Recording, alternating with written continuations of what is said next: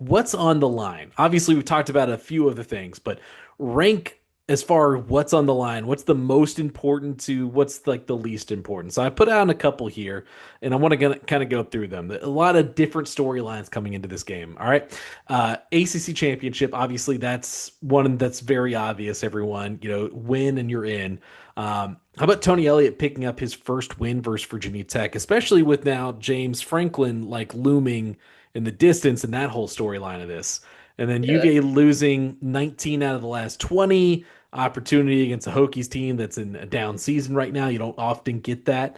And then just UVA perception nationally.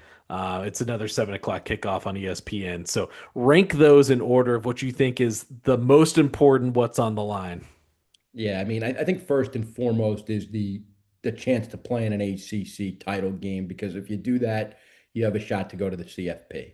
And in today's college football, at least nationally, and I don't know if I necessarily agree with this, but it's all about the CFP, right? Virginia's having a great season. Yeah. They have 9 wins after the last 3 years, and considering how much of a struggle it had been for Virginia, they're a success this season, no matter what happens the rest of the way.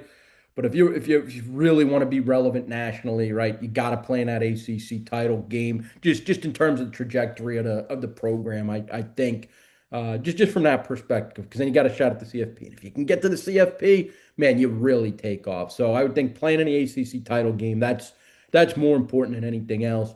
I do think, and you make a good point about Tony beating Virginia Tech for the first time.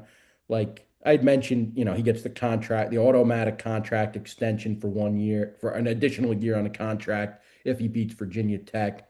Virginia Tech, they made the splash hire with James Franklin. And at Penn State, he traditionally recruited Virginia really well, particularly, Yeah. the 757.